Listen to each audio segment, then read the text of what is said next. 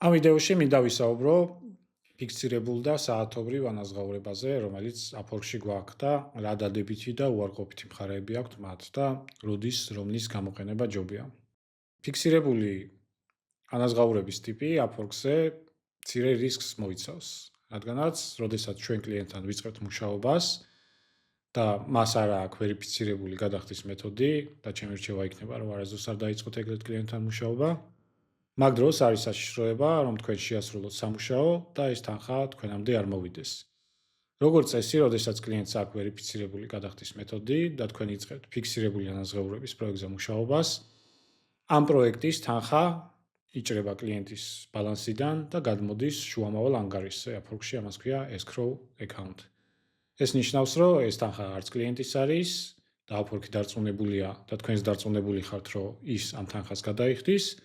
და ჯერჯერობით არც თქვენი არის. როდესაც თქვენ დააწვევით Upwork-ში, რომ მე ეს პროექტი შევასრულე, მაშინ კლიენტი განიხილავს თქვენ შესრულებულ სამუშაოს და თუ დაადასტურებს, მაშინ ეს თანხა უკვე გადმოვა თქვენ ბალანსზე და რაღაც დროის შემდეგ შეძლებთ ამ თანხის გამოტანას.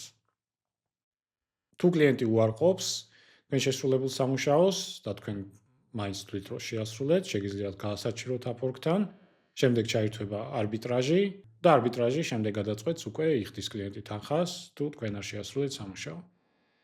ერთი მეთოდი, რითიც შეგვიძლია დავიცვათ თავი ფიქსირებული ანაზღაურების დროს, არის ის, რომ თუ კლიენტს არ აქვს ვერიფიცირებული გადახდის მეთოდი, ჯერ სთხოვეთ, რომ ვერიფიკაცია გაიაროს, შემდეგ თანხა გადმოვიდეს escrow-ის account-ზე და შემდეგ უნდა დაიწყოთ მუშაობა.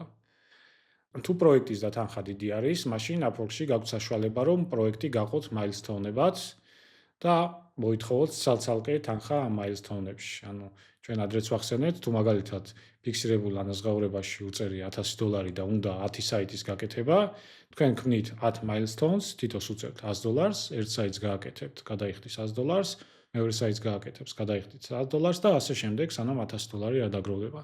ეს არის ერთგვარი თავდაცვის საშუალება, თუ თანხა დიდი არის, თქვენი მუშაობთ დაუშვათ 1-2 თვე და შემდეგ აღმოჩნდა, რომ კლიენტმა არ გადაგიხადათ. და ან თუ ბოლოს კლიენტმა თქვა, რომ მე არ ვარ კმაყოფილი შენი ნამუშევრით და ბოდიში და არ გადაგიხდი.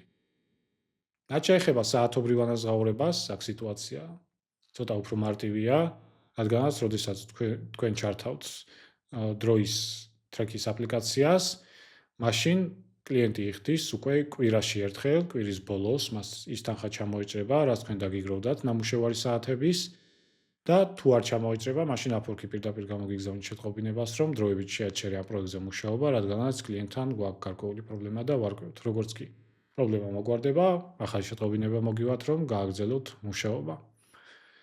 ახლა როდის რომელი ტიპის პროექტი ჯობია რომ გამოვიყენოთ? თავიდან მე ვთვლი, რომ ჯობია დავიწყოთ ფიქსირებული ანაზღაურების პროექტით, თუმცა ყველა იმ თავდაცვის მექანიზმის გამოყენებით, რაც დავასახელე. როგორც წესი, ფიქსირებული ანაზღაურების პროექტები არის რაღაცა სწრაფი სამუშაო, პატარა სამუშაო, ვიღაცამ რაღაცა ვერ გააკეთა, რაღაცა შეცდომა არის, ან რაღაც დოკუმენტია შესავსები, ან რაღაც საიტზე ფორმაა შესავსები და ასე შემდეგ. და უფრო მარტივია ფიქსირებულ ანაზღაურებაზე, პატარა $10-15 პროექტის პოვნა, რომელიც შეიძლება დასრულდეს 9 საათში, 1 საათში და ეს თქვენ პროფილზე, რა თქმა უნდა, კარგად აისახება, ასევე კლიენტს უნდა უთხრათ, არ მოგერიდოთ, სთხოვეთ, თუ არ დაგიწერათ ფიდბექი, თუ არ დაგიწერათ შეფასება, რომ თუ შეგიძლიათ, ჩემთვის ეს ძალიან მნიშვნელოვანია, დამიწერა შეფასება და ჩათვალეთ, რომ ერთ პროექტში 9 საათში თქვენი პროფილი გაცილებით წინ წაწიეთ და თქვენი კარიერაც ფრილანსში ასევე წინ წაწიეთ.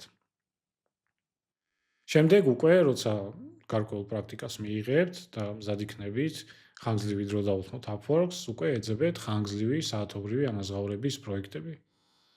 ყოველ შემთხვევაში მე ეგრე მოვიქეცი და ჩემ შემთხვევაში ამან გაამართლა პატარ-პატარა ფიქსირებულმა პროექტებმა უფრო შემაჩვია Upwork-ს, უფრო თავდაჯერებული გავხდი და შემდეგ უკვე გადავედი რაღაც ხანგრძლივ პროექტებზე.